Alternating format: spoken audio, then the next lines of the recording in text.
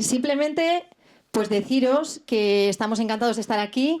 Es labor del colegio hacer difusión del trabajo que hacen los ingenieros de caminos y en un entorno como este, pues mejor que mejor. Yo sí que querría que reflexionáramos un poco sobre esto del Pint of Science, porque a mí es que me suena como super giddy, ¿no? O sea, pint. Yo os propongo cambiarlo por cañita. Cañita, es más nuestro, más de aquí, ¿no? Una cañita de ciencia. Y ya para hacerlo más nuestro todavía, pues la cañita la tomamos acompañada de unas tapitas. Bueno, tapitas no, porque las tapitas son gratis. Entonces, aquí somos más de pinchos, ¿no? Los pinchos hay que pagarlos, pues para eso hemos venido. Para pagar unos pinchos y que podamos disfrutar de unas cañitas, no como lo hacen los guiris, a estómago seco, sino pues ahí con su pinchito y su cosita. Y eso, pues es lo primero que os quería decir. Luego, por otro lado, el matrimonio, ingeniería y ciencia es un matrimonio muy bien avenido. Ya, si habéis estado ayer aquí, habéis oído a Itxaso, que habló de huracanes, otra compañera ingeniera de caminos, ya sabéis que el mundo es hostil, estamos rodeados de peligros. Y los ingenieros de caminos pues nos encargamos de reducir esos riesgos, de protegernos, de hacer el mundo más amigable, más a la medida de los seres humanos, sin olvidarnos también, por supuesto, de que compartimos el mundo pues con otros seres vivos que hay que respetar sus hábitats y sus ecosistemas. Entonces, cada vez es más importante que los ingenieros de caminos también hagamos ciencia para entender mejor cómo funciona ese mundo que queremos transformar. Por eso es un matrimonio tan bien avenido y por eso cada vez hay más ingenieros de caminos que son también investigadores, como los dos investigadores que vienen hoy, María Maza y Javier Sánchez Haro. Ya os voy a decir que tienen una mirada muy peculiar. Ellos miran al mundo con ojos de ingenieros. Entonces, donde vosotros, los seres normales, que bueno, veo mucho ingeniero, la verdad, por aquí. Si no sois ingenieros, que sepáis que estáis rodeados hoy, ¿vale? Bueno, pues las personas normales ven un prau y ven hojas de hierba.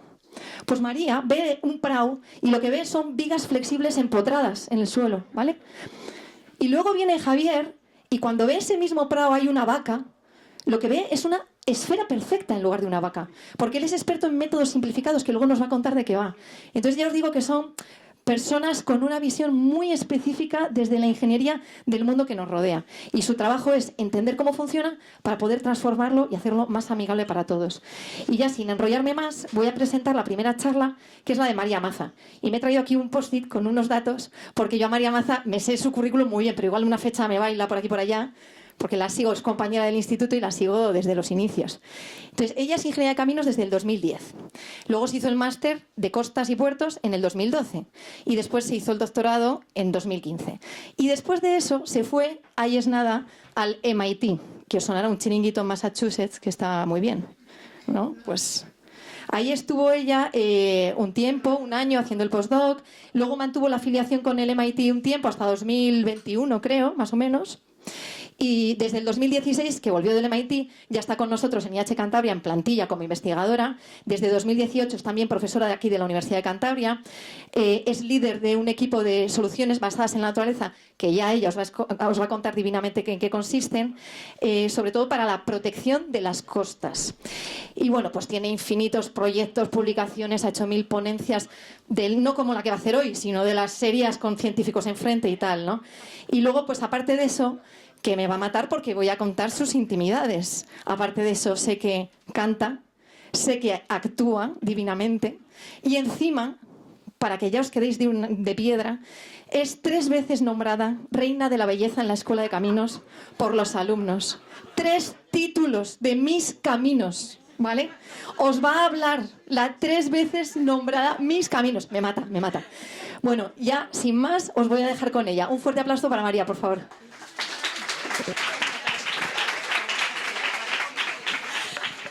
Bueno, ahora yo me tengo que reponer un poco porque, claro, el nivel de rojo tiene que bajar. Muchas gracias, Jara. Se nota que nos conocemos desde hace muchos años y hay muy buena relación y seguimiento mutuo, ¿no? Bueno, pues nada, lo primero de todo, ya se me está bajando un poco el rubor. Muchas gracias a todos por venir. Voy a ir poniendo la presentación, porque claro, con esta descentrada que me ha dado mi compañera, pues ahora yo no sé ni qué tengo que hablar. Pero oye, voy a ello. Bien, ya estamos. A ver, sí, vale. Bueno, pues yo os voy a hablar, como bien ha dicho Jara, de ecosistemas costeros protectores del litoral, de la costa, ¿no? Que están en la costa, pues será que vamos a ver si hacen algo en ese entorno. Y lo primero de todo, quiero motivar el problema. Siento si los del fondo no llegan a ver bien la presentación, yo voy a intentar ser muy clara hablando, aunque he traído muchos vídeos y, bueno, pues los explicaré como pueda, obviamente intentando que llegue el mensaje, aunque no estéis viendo del todo la pantalla. Pues bueno, la motivación, el por qué hacemos esto. Tal y como bien ha indicado Jara, los ingenieros buscamos soluciones a problemas.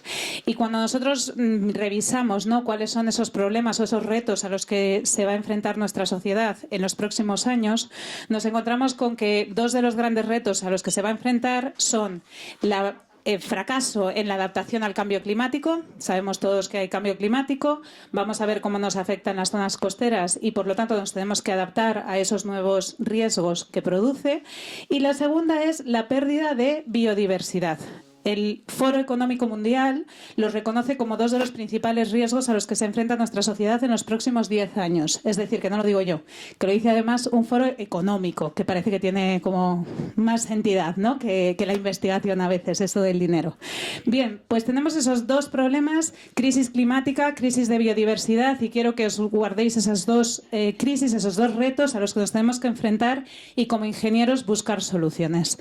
Hablando un poquito más de la segunda, de la crisis de biodiversidad, simplemente comentaros que en los últimos 50 años la acción del hombre ha modificado los ecosistemas más que en ningún momento histórico, y esto conlleva una pérdida importante de biodiversidad. Y pensaréis, pues muy bien, si me gusta y me interesa el medio ambiente, igual me interesa también este tema.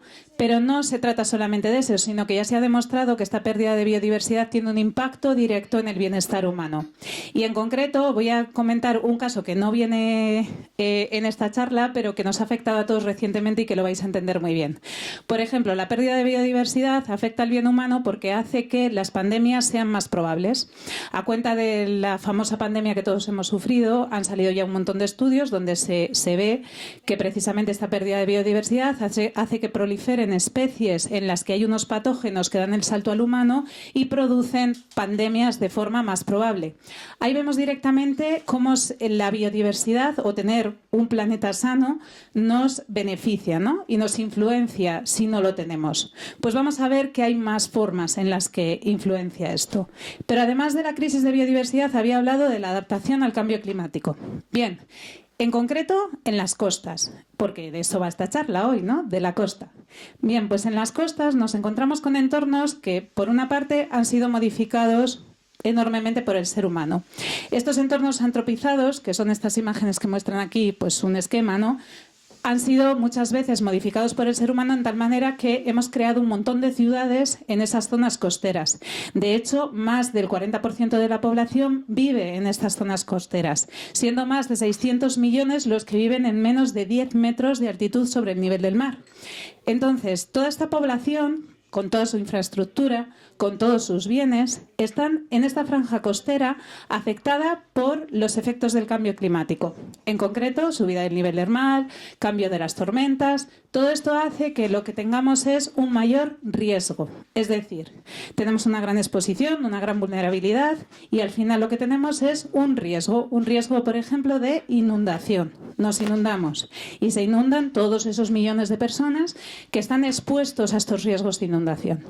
Entonces, como ingenieros pensamos, bien, podemos decir, no, mira, pues cerramos las ciudades, nos movemos más tierra adentro y ya está, ¿no? Eso, bueno, es una medida de adaptación, pero no suele ser muy popular.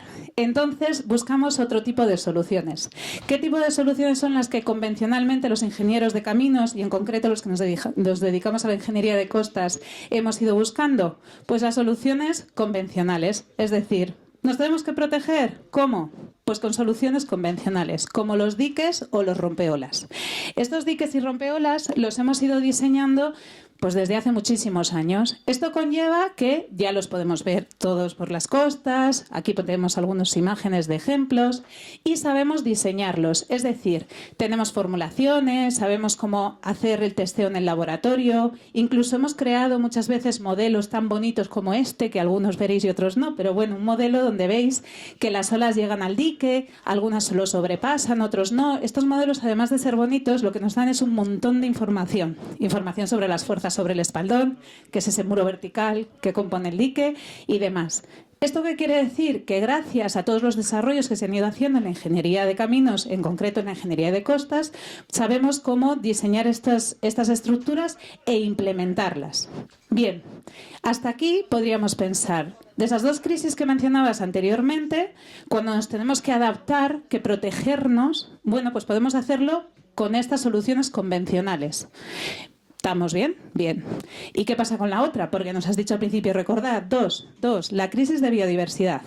Bien, pues ahí es donde entra lo que llamamos soluciones multifuncionales. Soluciones multifuncionales son aquellas que nos reportan beneficios a la sociedad, pero también al medio ambiente, también al sistema natural. Es decir, que van a cumplir varias funciones, incluyendo beneficios para ambas partes. Dentro de esas soluciones multifuncionales encontramos las llamadas soluciones basadas en la naturaleza, que ya Jara os comentaba que os lo iba a explicar. Pues sí. ¿Qué son las soluciones basadas en la naturaleza? En concreto, son soluciones que se basan en restaurar, conservar o gestionar de manera eficiente ecosistemas. Pero para algo, porque si no, no tendrían en el título la palabra solución, ¿vale? Es decir, buscan obtener un beneficio. Y de nuevo está el doble beneficio. Tiene que ser un beneficio para la sociedad o para las personas y también para el medio ambiente. Como os decía antes, los ingenieros, y os lo comentaba Jara, buscamos soluciones a problemas. En este caso, soluciones basadas en la naturaleza. Y entonces nos van a resolver un problema que nosotros tenemos y a la vez nos darán unos beneficios para la naturaleza. En concreto, entonces, vamos a centrarnos en estas soluciones. Y como hablamos de la costa, pues lo que pensaremos es, ¿vale? Entonces, ¿podemos protegernos utilizando soluciones basadas en la naturaleza? De esta manera, ¿podremos dar respuesta a las dos crisis que hablábamos anteriormente de forma combinada buscando una solución? Bueno, pues lo primero que tendremos que preguntarnos es, ¿realmente son soluciones multifuncionales? ¿Nos dan diferentes beneficios?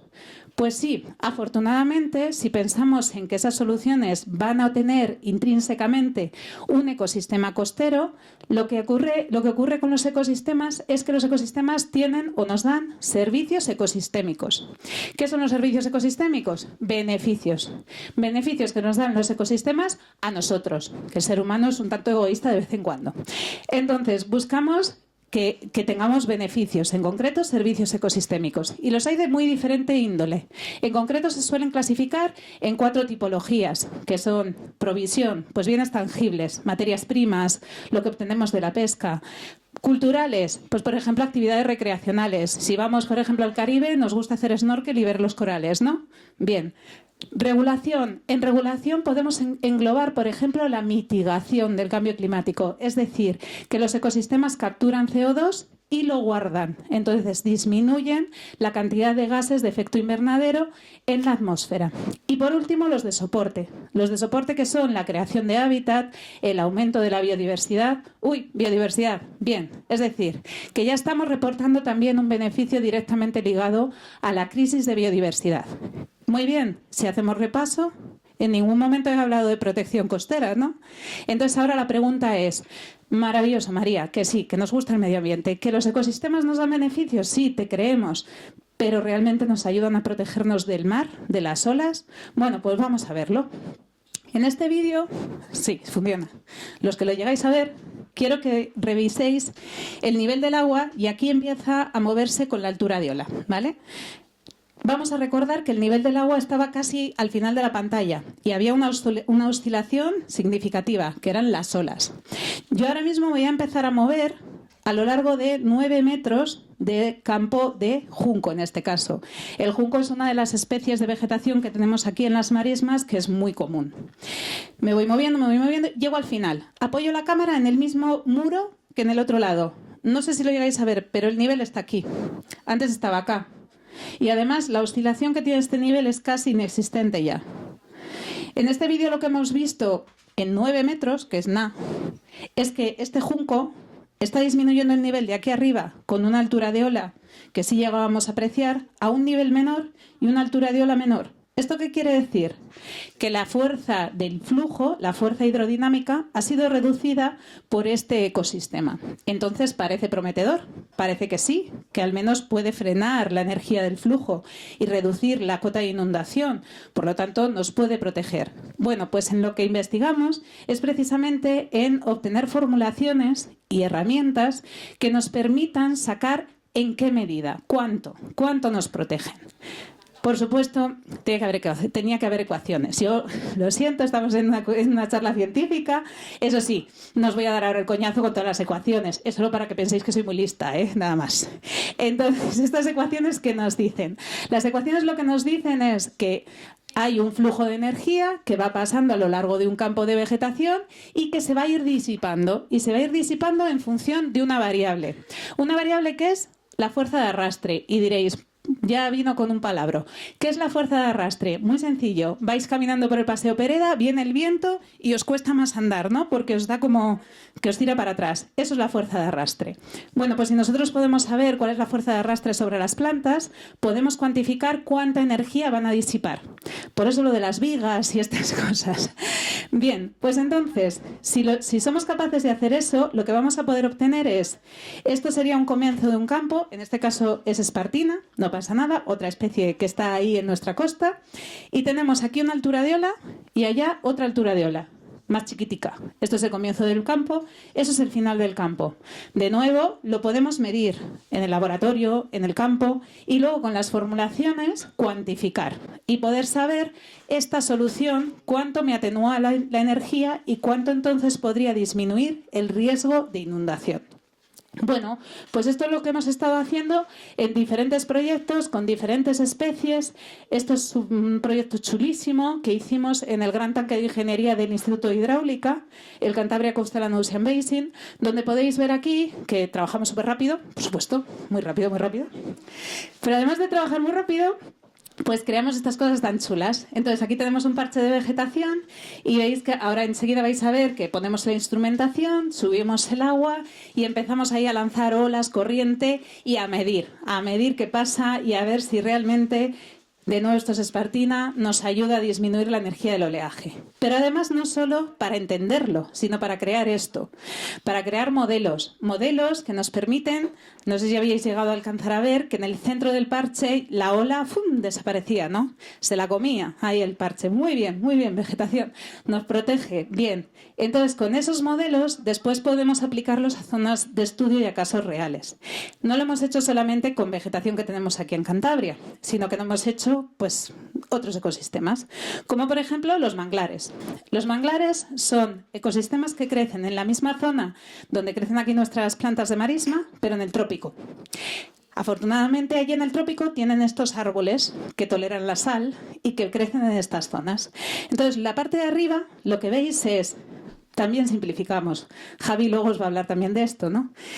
Aquí tenéis superpuesto un manglar de verdad por detrás y esto que es como un mímic, una réplica, que luego llevamos al laboratorio para medir, para ver si realmente atenúa o no atenúa.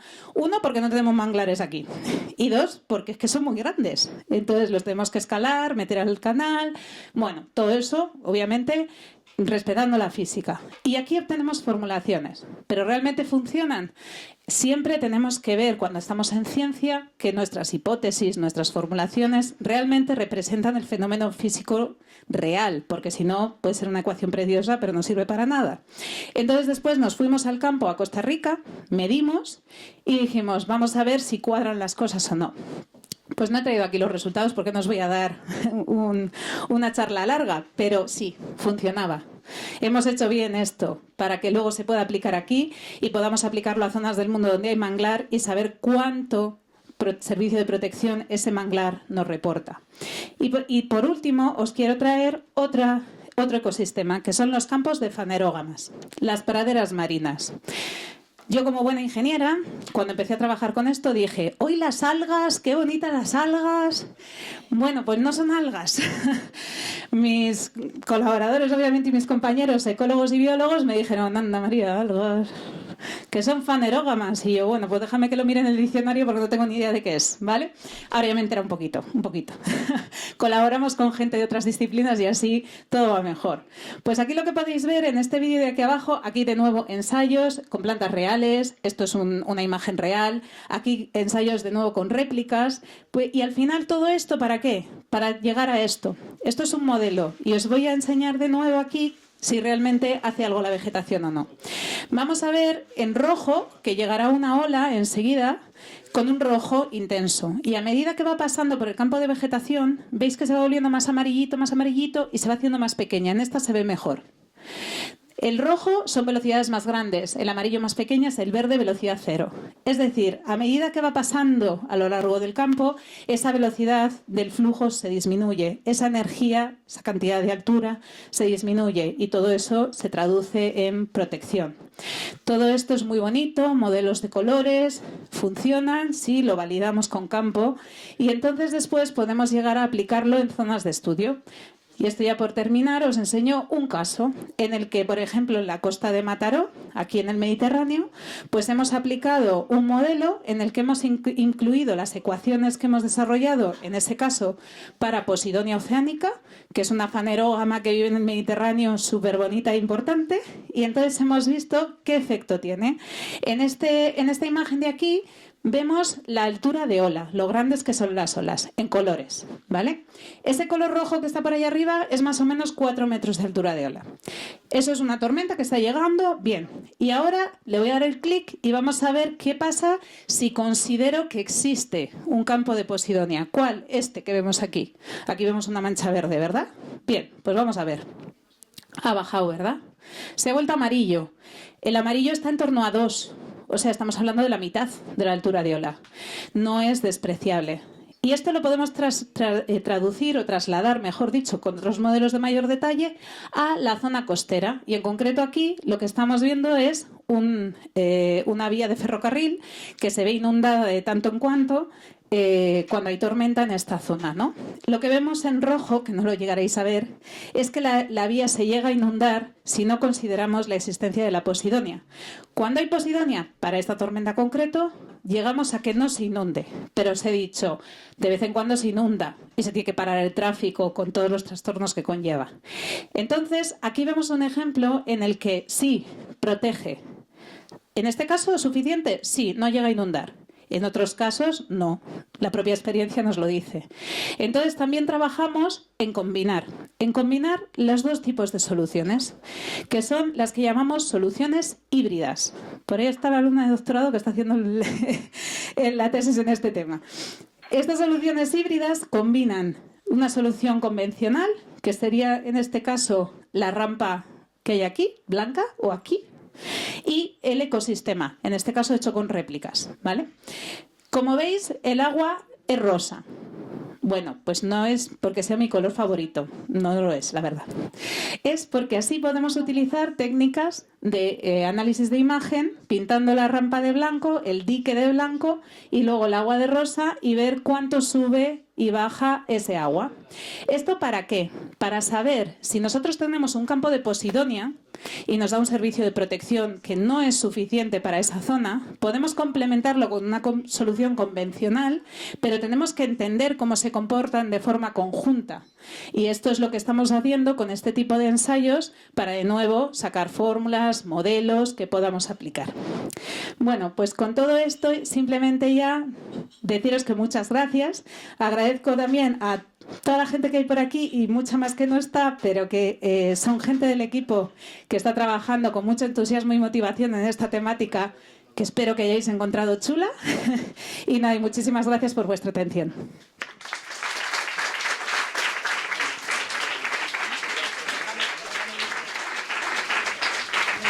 No se va María porque hay un ratito de preguntas, que es lo que más mola de estas charlas. os diré que hay algo de merchandising que ha traído aquí la universidad para la mejor pregunta de todas. Así que esmeraos. Creo que es una bolsa el merchandising. Al fondo. ¿Pasáis el micro para que llegue?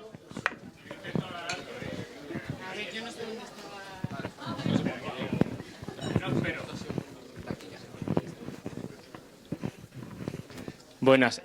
Nos has mostrado que habéis modelado al menos 3 tipos de vegetación diferente y quería saber si el comportamiento de los modelos lo habéis correlacionado con algún tipo de propiedad de este tipo de plantas. Eso por un lado. Otra pregunta que tenía es, has hablado al principio del cambio climático y cómo este cambio climático puede afectar o cómo es de posible generar este tipo de entornos vegetales en las costas y demás.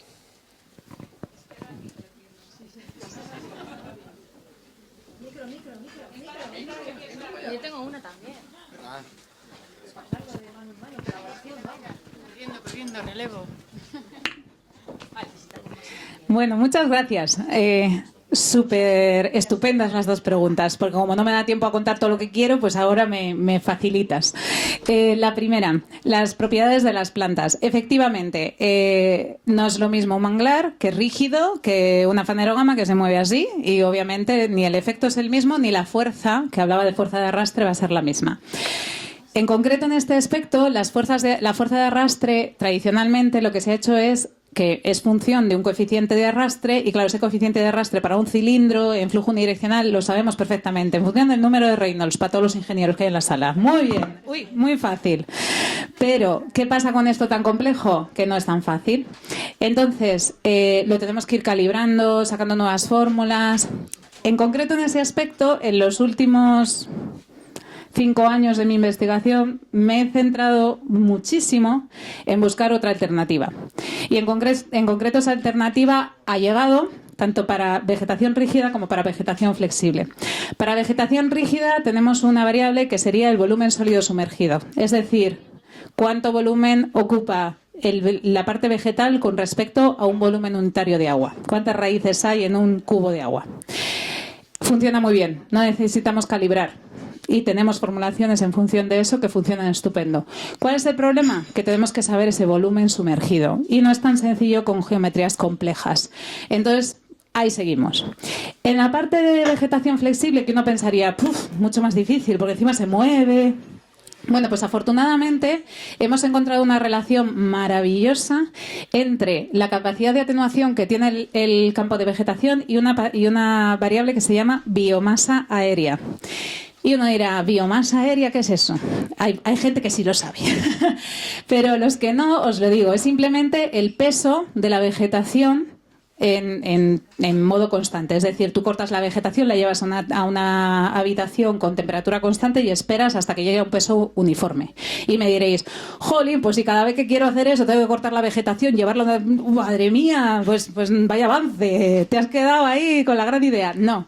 Lo bueno de todo esto es que ya hay técnicas que a partir de remote sensing, es decir, con imagen satelital, puedes sacar valores de biomasa del ecosistema.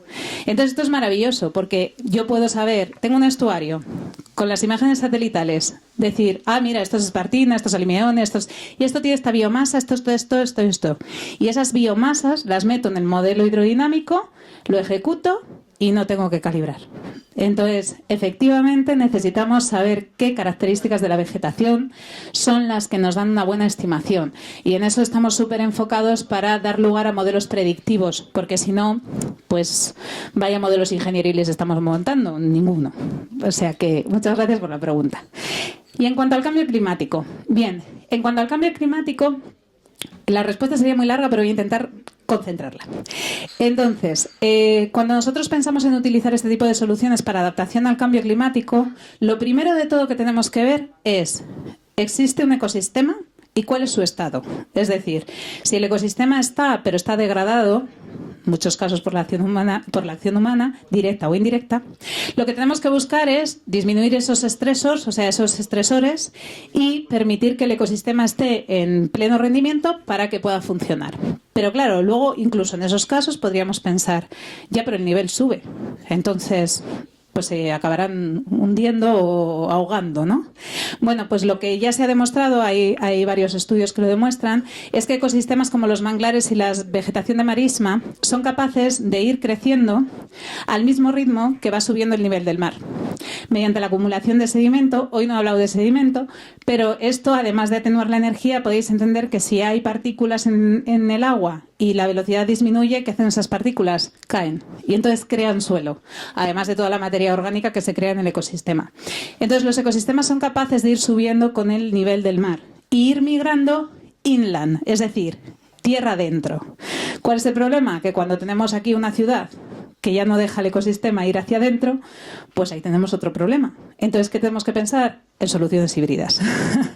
Por lo tanto, sí pueden adaptarse al cambio climático, pero tienen que tener el espacio suficiente para hacerlo, y no siempre es el caso. Por eso pensamos en soluciones combinadas que nos permitan aprovechar los servicios ecosistémicos a la vez que podamos protegernos desde el punto de vista ingenieril. He respondido, creo. Gracias.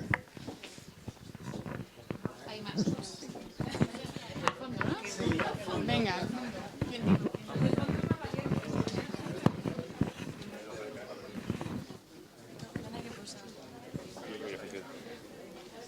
Vale, hola, María.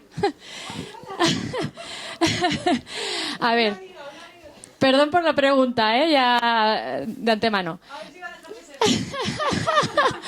A ver, yo oigo en varias ocasiones que las plantas desalinizadoras dan muchas soluciones al problema del agua, pero yo siempre pienso que cuando tocas algo estás modificando el ecosistema y, claro, pienso en los vertidos de salinos. O no sé si lo he dicho bien, pero mi pregunta es que si se puede poner indiscriminadamente desalinizadoras para dar solución al problema del agua, pero luego creamos otro. Lo siento.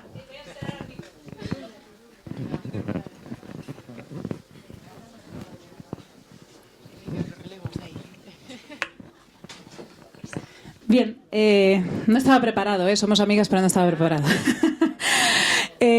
No, a ver, es una pregunta muy interesante y además está relacionada con un proyecto en el que yo trabajé pues cuando estaba empezando el doctorado, o sea, hace muchísimo, pero que ya estaba esta problemática.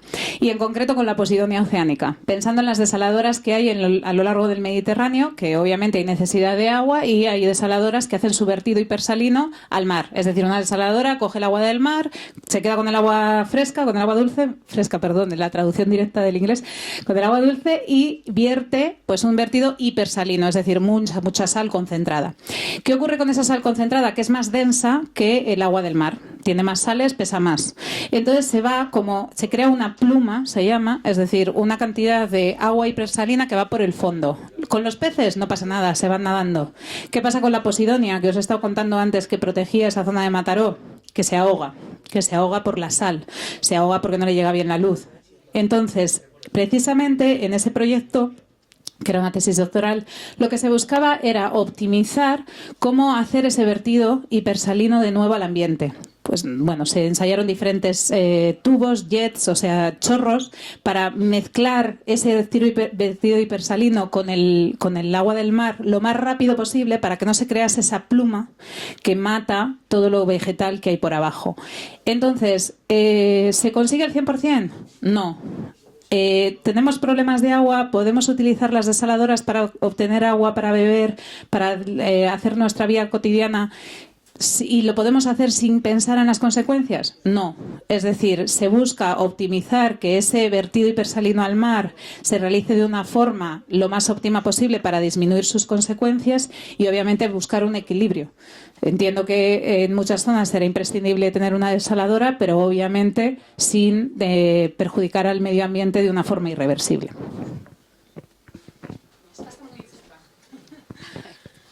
¿Qué opináis los ingenieros de caminos de los muros de la Magdalena?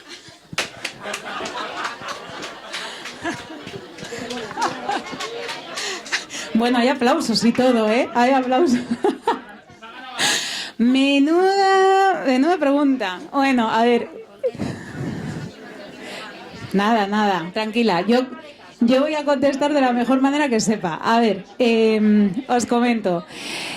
Los diques de la Madalena, que en realidad es el dique, ¿no? Porque se quedó en uno al final. Bueno, pues ese proyecto, hasta donde yo sé, se realizó estudiando las dinámicas y buscando la solución. ¿La solución llegaba con la disposición final del diseño? Sí. Sin embargo, ¿se ha ejecutado el diseño completo? No. ¿Qué ha pasado? A saber no, porque lo podemos ver. Pero es decir, si tú haces un diseño ingenieril, los ingenieros de caminos, canales y puertos hacen su diseño y ese diseño se ejecuta solo de forma parcial, va a pasar lo que tenga que pasar, lo que la naturaleza dicte, pero no lo esperado. Entonces, no tiene sentido, desde mi punto de vista, hacer las cosas a medias. O se hacen o no se hacen porque, bueno, pues porque si no, las consecuencias que van a derivar en una obra parcial, pues normalmente no las estudias porque no es el objetivo. Entonces es un proyecto que va de principio a fin, ¿no? Entonces, bueno, pues yo creo que ahí, bueno, al no estar terminado, pues han pasado cosas que no se habían ni estudiado. Pues me has contestado lo que yo ya sabía. Bueno, lo que yo ya sabía o intuía. Bueno, pero al menos hay acuerdo, o sea que genial.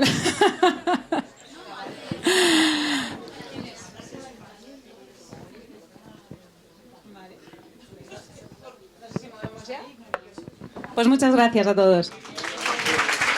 Bueno, muchísimas gracias a María.